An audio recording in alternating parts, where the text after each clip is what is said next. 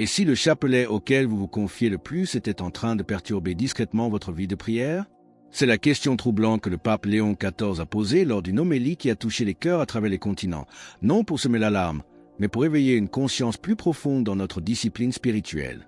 Le chapelet, expliqua-t-il, n'est pas simplement un objet, c'est un conduit spirituel lorsqu'il est traité avec révérence. Mais dans certains cas, il peut devenir une source de distorsion spirituelle, non par superstition, mais par un mauvais usage ou une contamination. Entrons dans cette réflexion par 3 portes essentielles. Premièrement, rappeler la dignité profonde du chapelet dans la vie catholique.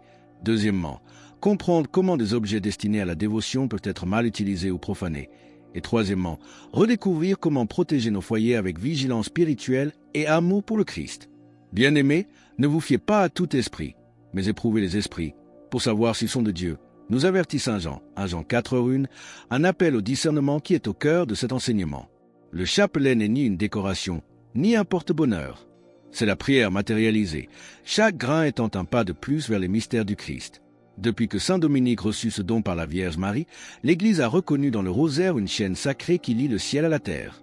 Le pape Léon XIV insiste sur le fait que cette arme, comme l'appelait Padre Pio, doit être maniée avec une clarté spirituelle. Comme petit merci de nous rejoindre aujourd'hui, nous offrons un moment de bénédiction partagée. Commentez avec le mot « foi » si vous êtes ouvert à recevoir une pensée finale spéciale dédiée à tous ceux qui participent. Et s'il vous plaît, appuyez sur « j'aime » si vous appréciez ce moment. Restez avec nous, car nous allons bientôt explorer les avertissements saisissants du Padre Pio, cités par le pape lui-même, sur la manière dont des objets en apparence simples peuvent parfois nous égarer spirituellement. Le pape Léon XIV insiste sur la clarté spirituelle nécessaire pour manier cette arme qu'est le chapelet en s'appuyant sur un saint de notre temps. Quelles sont les mises en garde précises du Padre Pio concernant le discernement des objets sacrés? Le chapitre suivant nous révélera ces paroles percutantes. Nous devons écouter attentivement Padre Pio, le prêtre stigmatisé de notre temps, dont les intuitions, citées par le pape Léon XIV, demeurent saisissantes. Le démon est comme un chien enragé attaché à une chaîne, disait Padre Pio. Restez à distance et il ne pourra vous nuire. Mais entrez dans ce cercle et vous risquez plus que vous ne pouvez gérer. L'une des manières par lesquelles les âmes entrent sans le savoir dans ce cercle est l'acquisition de sacramentaux sans discernement. Tout ce qui paraît saint n'est pas saint, nous prévient-on. Dans un témoignage partagé par le pape Léon XIV, une mère remarqua un déclin brutal de la paix dans son foyer. Tension, cauchemar, agitation étrange de ses enfants. Tout avait commencé après avoir accroché un magnifique chapelet noir acheté lors d'une vente successorale. Lorsqu'elle le retira et le remplaça par un chapelet béni par un prêtre, le changement fut quasi immédiat. Non par superstition, mais parce que le premier objet portait une histoire que ses yeux ne pouvaient voir. Padre Pio, avec son charisme de discernement, refusait souvent de bénir certains objets. Une fois, une femme apporta ce qui semblait être un chapelet normal. Avant qu'elle ne pût parler, Padre Pio se détourna et dit « Retirez cela, il n'a pas été créé pour la prière. » Une enquête plus approfondie révéla qu'il avait été utilisé dans des pratiques occultes. Ceci n'est pas une fiction, et l'Église n'invente pas des batailles spirituelles pour effrayer les fidèles. Soyez sobres, veillez, nous exhorte Saint Pierre, 1 Pierre 5:8. Votre adversaire, le diable, rôde comme un lion rugissant, cherchant qui il dévorera. Ces récits, rapportés par Padre Pio, soulignent un danger réel.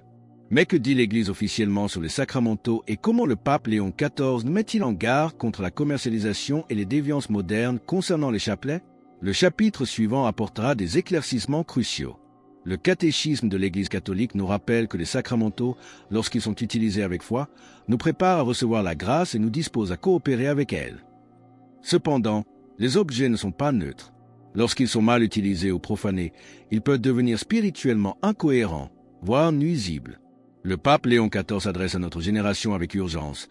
Dans un monde où les objets spirituels sont commercialisés, où des chapelets sont vendus comme de simples bijoux et achetés sans intention de prière, les catholiques doivent revenir à une conscience respectueuse. Ne vous conformez pas au siècle présent, nous dit saint Paul, Romains 12:2, mais soyez transformés par le renouvellement de l'intelligence. Les chapelets noirs, les chapelets rouges sang et les chapelets hybrides mêlant des symboles étrangers à la forme chrétienne ne sont pas intrinsèquement mauvais. Mais lorsque leur origine est impure ou leur symbolisme ambigu, leur usage devient spirituellement déroutant. Padre Pio, nous dit le pape, a vu comment les objets absorbent les intentions qui les animent. Un chapelet utilisé dans des rituels étrangers au Christ, même s'il est esthétiquement beau, ne porte pas la grâce de l'Église. Il fait plutôt écho à son mauvais usage antérieur. Le chapelet noir, souvent associé au deuil dans la tradition catholique, a malheureusement été adopté par certains groupes occultes, selon les mises en garde de Padre Pio citées par le pape, précisément parce que cette couleur peut être perçue comme absorbant et dissimulant l'énergie spirituelle, devenant potentiellement un réceptacle d'interférence. De même, pour les chapelets d'un rouge profond. Si le rouge symbolise le martyre et le sang du Christ, tous les chapelets rouges disponibles ne partagent pas cet héritage sacré. Certains, toujours selon les enseignements rapportés, auraient été fabriqués dans des contextes de rituels qui en détournent l'image même du sacrifice. Plus troublant encore pour le pape Léon XIV sont les chapelets conçus pour paraître inclusifs, colorés, remplis de perles cristallines ou incrustés de symboles étrangers à la fois. Il crée ce que Padre Pio appelait une statique spirituelle, un signal brouillé entre l'âme et Dieu. La prière, disait-il, doit être un canal pur. Face à ces risques de confusion spirituelle, comment un fidèle peut-il discerner si un chapelet est saint et porteur de grâce?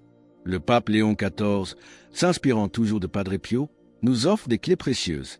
Le chapitre suivant nous présentera 6 signes concrets pour nous guider.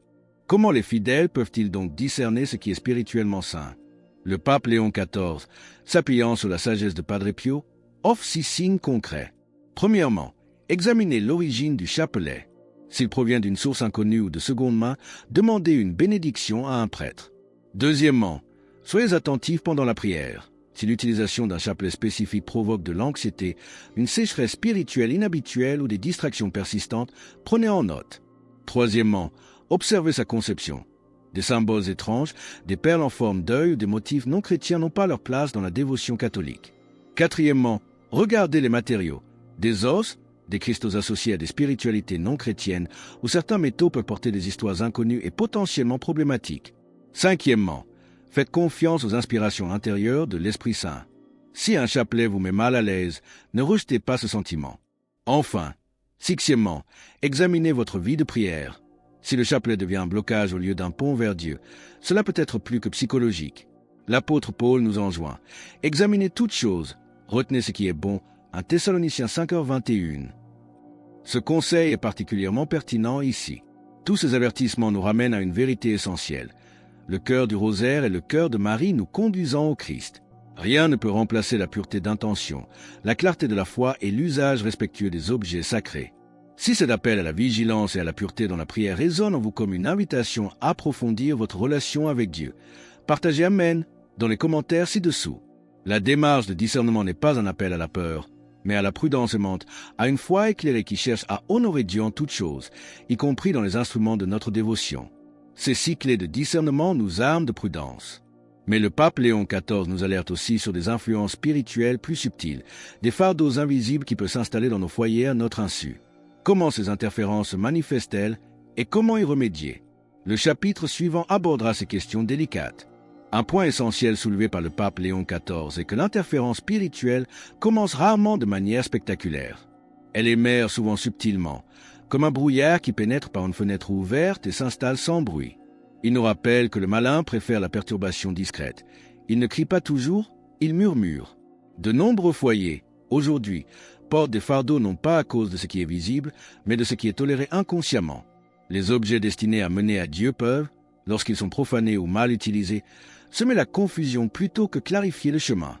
Padre Pio, nous dit le pape, a maintes fois averti que des influences spirituelles peuvent s'attacher non seulement aux personnes mais aussi aux choses, particulièrement lorsque ces choses sont créées ou utilisées dans des contextes contraires à l'Évangile. Le pape Léon XIV met en lumière plusieurs cas où des familles ont connu une atmosphère lourde chez elles, changement d'humeur soudain, disputes inutiles, angoisses inexpliquées ou insomnie chez les enfants. Ces phénomènes n'étaient pas aléatoires. Souvent, la présence d'un chapelet particulier, acquis avec désinvolture ou hérité sans questionnement, coïncidait avec le début du désordre spirituel. Un cas particulièrement frappant est celui d'une famille ayant reçu en cadeau un chapelet ancien, d'un rouge magnifique. Sa beauté était saisissante et il le plaçait au-dessus de l'autel familial. En quelques semaines, le père commença à manifester une agressivité inhabituelle. Les enfants eurent du mal à dormir. La paix qui caractérisait leur foyer se mua en tension. Lorsqu'ils consultèrent un prêtre familier de l'héritage de Padre Pio, sa première question fut « Avez-vous introduit récemment de nouveaux objets religieux chez vous ?» Cette simple question mena à un puissant acte de purification. Ils retirèrent le chapelet et firent bénir la maison. Lentement, la paix revint. Il ne s'agit pas de dire que tout inconfort est causé par un chapelet. Le pape Léon XIV est clair. Le discernement ne doit jamais être remplacé par la peur. Mais la conscience fait partie de la sagesse. Ne donnez pas accès au diable, nous dit l'apôtre Paul, Éphésiens 4, 27, nous invitant à une vigilance constante sur ce qui entre dans nos vies et nos demeures. Si de tels objets porteurs de confusion se trouvent dans nos demeures, comment l'Église nous enseigne-t-elle à y remédier avec respect et foi? Et quelles sont les fondations d'une acquisition saine et sainte d'un chapelet? Le chapitre suivant nous offrira des directives claires et pastorales. L'Église nous enseigne non seulement à bénir les nouveaux objets, mais aussi à nous défaire avec respect de ceux qui sont spirituellement compromis. Le pape Léon XIV explique que rendre de tels objets aux éléments n'est pas de la superstition, c'est du respect. Brûlez-les ou enterrez-les, toujours avec prière, reconnaissant leur but initial et demandant à Dieu d'annuler toute distorsion. Il insiste ensuite sur 3 fondations pour l'acquisition d'un chapelet: l'origine, la bénédiction et l'intention. Premièrement, l'origine. Choisissez des chapelets fabriqués par des communautés religieuses, des artisans fidèles ou provenant de sources catholiques fiables. Deuxièmement, la bénédiction. N'utilisez jamais un chapelet qui n'a pas été béni. Demandez à un prêtre après la messe et considérez la bénédiction comme un moment de grâce, non comme une routine. Troisièmement, l'intention. Commencez toujours l'utilisation de votre chapelet par une prière, le dédiant à la gloire de Dieu et à l'intercession de Notre-Dame. Certains pourraient objecter. N'est-ce pas trop prudent? Le pape Léon XIV répond avec un sourire pastoral. Aucun acte de révérence n'est jamais gaspillé. Lorsqu'il s'agit de prière, la clarté n'est pas du légalisme, c'est de l'amour. Il relate l'histoire d'un jeune séminariste dont la vie de prière s'était asséchée. En confession, un prêtre lui posa une simple question. « Avez-vous consacré les objets dans votre chambre à Dieu ?» Le séminariste revit alors chaque chapelet de sa collection, priant sur eux, retirant ceux qui semblaient douteux et faisant bénir les autres à nouveau. Le changement ne fut pas spectaculaire, mais réel. Son cœur retrouva la paix. « Sanctifiez-vous et soyez saints, car je suis saint, moi, l'Éternel, votre Dieu. » Lisons-nous dans le Lévitique 20h7. Cette sainteté commence chez soi, non seulement dans nos actions, mais aussi dans ce que nous gardons près de nous. Pour rejoindre notre communauté et ne manquer aucune histoire inspirante, pensez à cliquer sur « J'aime » et à vous abonner. Avec ces fondations claires pour nos objets de dévotion, le pape Léon XIV nous invite à étendre cette vigilance sacrée à l'ensemble de nos foyers. Comment les enfants perçoivent-ils ces réalités spirituelles et quelles démarches concrètes pouvons-nous entreprendre pour faire de nos maisons de véritables sanctuaires de paix? Le dernier chapitre nous offrira des conseils pastoraux précieux. Le pape Léon XIV enseigne avec une sagesse pastorale d'écouter les plus petites voix dans nos maisons. Les enfants sont souvent les premiers à ressentir ce que les adultes ignorent, leur innocence étant sensible aux atmosphères spirituelles. Des troubles du sommeil inexpliqués, une agitation persistante, une sensation de lourdeur peuvent parfois être liées à un objet religieux compromis. Aucun objet n'a plus de pouvoir que la grâce du Christ, clarifie le pape, mais il avertit que la grâce n'agit pas là où la foi est absente. Pour les foyers connaissant un malaise spirituel, il conseille une démarche de discernement et de réinitialisation spirituelle. Invitez un prêtre à bénir la maison, organisez un coin prière avec un crucifix, une image de Notre-Dame et un chapelet traditionnel béni. Utilisez régulièrement de l'eau bénite. Surtout, priez le chapelet quotidiennement en famille, si possible, car le rosaire prié avec rectitude devient une lumière qu'aucune ombre ne peut vaincre. Concernant les chapelets dont on doute, le pape Léon XIV rappelle la pratique traditionnelle de l'Église. S'il cause un malaise persistant malgré une nouvelle bénédiction, ou s'il porte des symboles contraires à la foi, il convient de s'en défaire avec respect, en les brûlant ou en les enterrant, toujours avec une prière d'action de grâce et de renonciation. Moi et ma maison, nous servirons l'Éternel. Josué 24h15. Que cette résolution guide nos choix pour sanctifier nos demeures. Le pape insiste, le chapelet n'est pas un accessoire. Le porteur sans le prier. Au pire, par mode, le dépouille de son identité spirituelle. Qu'il repose sur le cœur, non sur le cou, qu'il soit prié, non exhibé. Il nous encourage à rechercher la simplicité. Des chapelets en bois, aux petites croix, fabriqués par des mains religieuses, portant en eux la force tranquille d'une création priante. Alors que nous concluons sur cet appel à la vigilance aimante et à une dévotion renouvelée au chapelet, chemin vers le Christ par Marie, nous vous invitons à déclarer votre foi. Commentez « Jésus est roi ci-dessous » pour affirmer cette vérité avec nous. Et votre parcours ne doit pas s'arrêter ici. Cliquez sur la vidéo qui apparaît maintenant sur votre écran pour un autre message puissant que nous avons préparé pour vous.